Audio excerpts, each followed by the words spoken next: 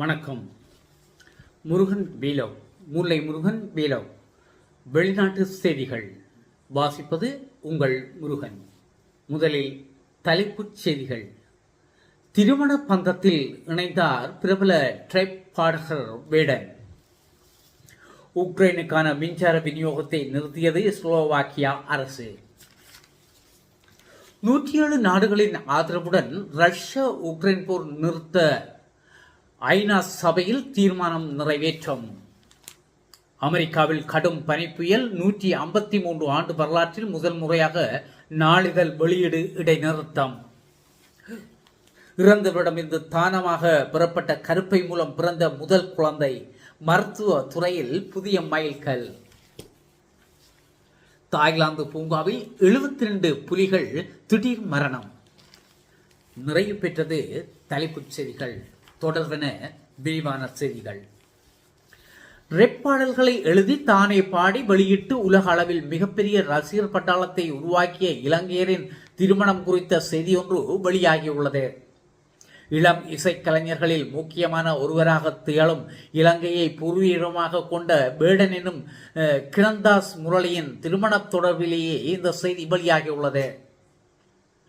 சமூக அக்கறை, அரசியல் நுணுக்கம், திரு வாழ்க்கையின் உண்மை முகம், இளைஞர்களின் மனநிலையை பிரதிபலிக்கும் வரிகள் என அனைத்தையும் கலந்து தனது பாடல்களை உருவாக்கும் திறமையால் மிக குறுகிய காலத்திலேயே தனக்கென ஒரு தனி அடையாளத்தை அவர் கட்டியெழுப்பியுள்ளார். கடந்த ஆண்டு மலையாளத்தில் வெளியாகி பெரும் அளவில் கவனம் பெற்ற மன்சுமெல் பாய்ஸ் திரைப்படத்தில் இடம்பெற்ற குத்தந்திரம் பாடல் வேடனின் இசை பயணத்தில் மிகப்பெரிய திருப்பமாக அமைந்தது. இந்த பாடல் அவரை திரை இசை ரசிகர்களிடமும் பரவலாக அறிமுகப்படுத்தியது. இவ்வாறு இசையில் வெற்றி பாதையில் சென்று கொண்டிருக்கும் வேடன் தற்போது தனது வாழ்க்கையின் அடுத்த கட்டமாக திருமண வாழ்க்கைக்குள் நுழைந்துள்ளார். அவரின் நீண்ட நாள் காதலியும் எழுத்தாளருமான நவமி லதாவை திருச்சூரில் வைத்து நேற்று முன்தினம் திருமணம் செய்து கொண்டுள்ளார்.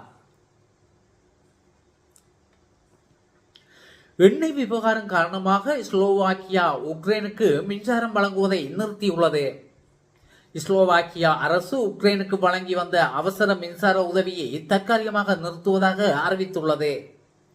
ரஷ்யா தொடர்ந்து உக்ரைனின் எரிசக்தி அமைப்புக்குள் தாக்கி அங்கு அடிக்கடி மின்சார தடை ஏற்படுகிறது. இந்த நிலையில் எண்ணெய் விநியோகத்தில் ஏற்பட்ட பிரச்சனை காரணமாக ஸ்லோவாக்கியா இந்த முடிவை எடுத்துள்ளது.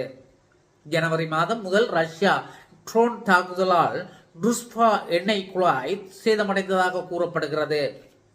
இதன் மூலம் மத்திய ஐரோப்பாவுக்கு செல்லும் எண்ணெய் விநியோகம் பாதிக்கப்பட்டது. ஆனால் ஸ்லோவாக்கியா பிரதமர் ராபர்ட் பிகோ எண்ணெய் குழாய் இயங்குகிறது என்றும் உக்ரைன் அரசாங்கம் எண்ணெய் விநியோகத்தை அரசியல் காரணங்களுக்காக நிறுத்தியதாக குற்றம் சாட்டியுள்ளார்.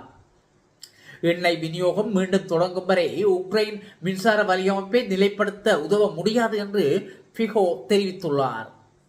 இதற்கு பதிலளித்த உக்ரைன் வெளிவிவகார அமைச்சர் இரு நாடுகளும் பொறுப்புடன் நடந்து ஒத்துழைப்பை மேம்படுத்த வேண்டும் என்றும் கேட்டுக்கொண்டுள்ளார்.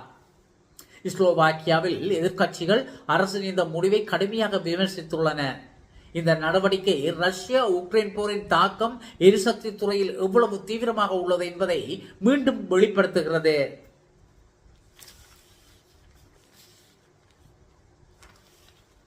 5 ஆண்டுகளாக நீடித்து வரும் ரஷ்யா உக்ரைன் போரை நிறுத்துவதற்காக ஐக்கிய நாடுகள் சபையில் கொண்டுவரப்பட்ட தீர்மானத்துக்கு 107 நாடுகள் ஆதரவளித்த நிலையில் செவ்வாய்க்கிழமை இத்தீர்மானம் நிறைவேற்றப்பட்டது.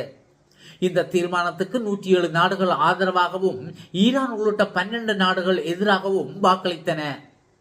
அதேவேளை இத்தீர்மானத்துக்கான வாக்கெடுப்பில் இலங்கை, இந்தியா, அமெரிக்கா, சீனா, பங்களாதேஷ் முதலான 51 நாடுகள் பங்கேற்கவில்லை. ரஷ்யா உக்ரைன் ஆகிய நாடுகளுக்கிடையில் தொடர்ச்சியாக நிலவி வரும் போரில் ஆயிரக்கணக்கான பொதுமக்கள் உயிரிழந்துள்ளனர். இதன் காரணமாக மோதலை முடிவுக்கு கொண்டு வருவதற்காக உலக நாடுகளின் ஆதரவை உக்ரைன் ஜனாதிபதி ஜெலன்ஸ்கி திரட்டி வருகிறார். இந்த சூழலில் ரஷ்யா உக்ரைன் இடையிலான போரை உடனடியாக நிறுத்துவதற்கு அழைப்பு விடுத்து ஐநா சபையின் தீர்மானம் கொண்டு வரப்பட்டது. இந்த தீர்மானத்துக்கு 107 நாடுகள் ஆதரவளித்த நிலையில் அந்த நாடுகளுக்கு உக்ரைன் ஜனாதிபதி நன்றிகளை தெரிவித்துக் கொண்டிருக்கிறார். இது தொடர்பாக ஜெலன்ஸ்கி தனது எக்ஸ் தள பக்கத்தில் முழுமையான போர் நிறுத்தம் மற்றும் எங்கள் நாட்டு மக்கள் மீண்டும் தாய்நாடு திரும்புவதற்கான தெளிவான அழைப்புகளுடன் கூடிய எங்களின் தீர்மானத்தை ஐநா பொதுச்சபை ஏற்றுக்கொண்டுள்ளது. இது சரியான நடவடிக்கை. அமைதியை ஏற்படுத்த எங்களின் நட்பு நாடுகளுடன் இணைந்து தொடர்ந்தும் பணியாற்றுவேன் என்றும் குறிப்பிட்டுள்ளார்.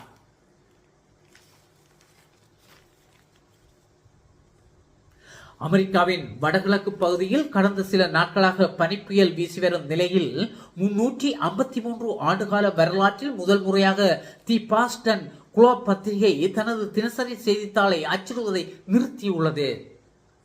அமெரிக்காவின் வடகிழக்கு பகுதியில் பனிப்புயல் தாக்கத்தால் பல இடங்களில் பனி 3 அடி உயரம் வரை குவிந்துள்ளது. நியூ ஜெர்சி மாகாணத்தில் அவசர நிலையும் பிரகடனப்படுத்தப்பட்டுள்ளது. இந்த நிலையில் இந்த கடுமையான பனிப்புயலால் 153 ஆண்டுகால வரலாற்றில் முதல் முறையாக தி பாஸ்டன் குளோப் பத்திரிகை தனது தினசரி செய்தித்தாளை அச்சிடுவதை நிறுத்தியுள்ளது. பாஸ்டன் குளோப் அச்சகம் அமைந்துள்ள மாசாசூசெட்ஸ் மாகாணத்தில் பிரிஸ்டானின் 2 அடி உயரத்துக்கு பனி குவிந்துள்ளமையினால் ஊழியர்கள் பணிக்கு வருவதில் சிரமம் ஏற்பட்டது என்பதாலேயே நாளிதழ் வெளியாகுவது நிறுத்தப்பட்டுள்ளது என அதிகாரிகள் தெரிவித்தனர். அமெரிக்காவில் இருந்து வெளிவரும் பிரபல நாளிதழான தி பாஸ்டன் குளோப் 1872 ஆண்டு நிறுவப்பட்டது என்பது குறிப்பிடத்தக்கது. பாஸ்டன் குளோப் நாளிதழின் 153வது ஆண்டு கால வரலாற்றில் முதல் முறையாக நாளிதழ் வெளியீடு நிறுத்தப்பட்டுள்ளமை குறிப்பிடத்தக்கது. நீங்கள் கேட்டுக்கொண்டிருப்பது முருகன் வேலோக்கின் வெளிநாட்டு செய்திகள்.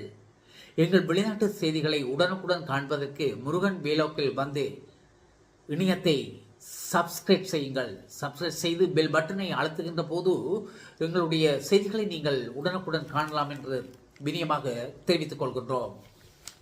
தொடர்பான செய்திகள்.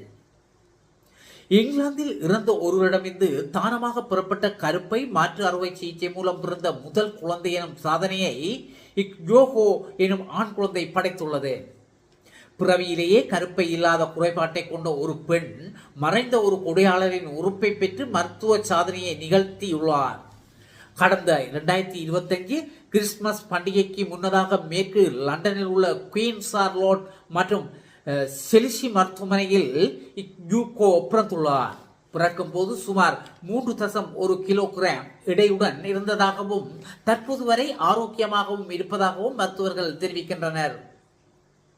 பல தசாப்த கால மருத்துவ ஆராய்ச்சியின் விளைவாக நடைபெற்ற இந்த அறுவை சிகிச்சை கருவுறாமை சிக்கல்களை கொண்ட பல பெண்களுக்கு புதிய நம்பிக்கையை அளித்துள்ளது.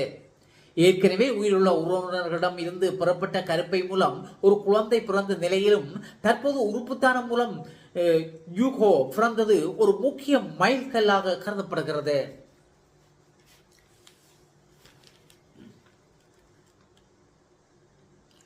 தாய்லாந்தின் சியாங் மாய் நகரில் அமைந்துள்ள புகழ்பெற்ற டைகர் கிங்டம் பூங்காவில் கடந்த 2 வார காலப்பகுதியில் மாத்திரம் 72 புலிகள் உயிரிழந்துள்ளமை பெரும் அதிர்ச்சியை ஏற்படுத்தியுள்ளது.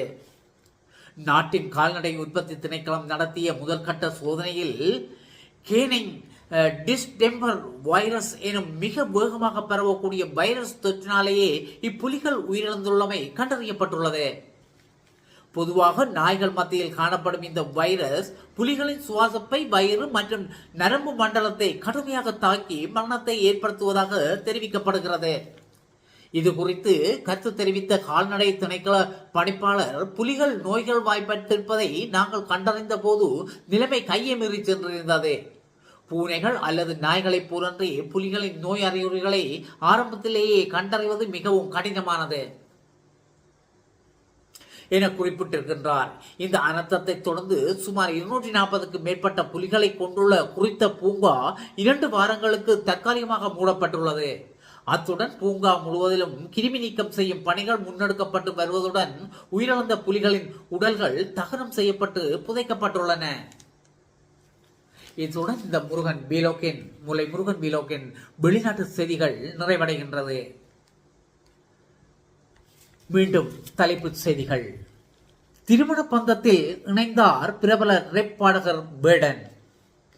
உக்ரைனுக்கான மின்சார விநியோகத்தை நிறுத்தியது ஸ்லோவாக்கியா அரசு. 107 நாடுகளின் ஆதரவுடன் ரஷ்யா உக்ரைன் போர் நிறுத்த ஐநா சபையில் தீர்மானம் நிறைவேற்றம். அமெரிக்காவில் கடும் பனிப்புயல் 153 ஆண்டு வரலாற்றில் முதல் முறையாக நாளிதழ் வெளியீடு இடைநிறுத்தம்.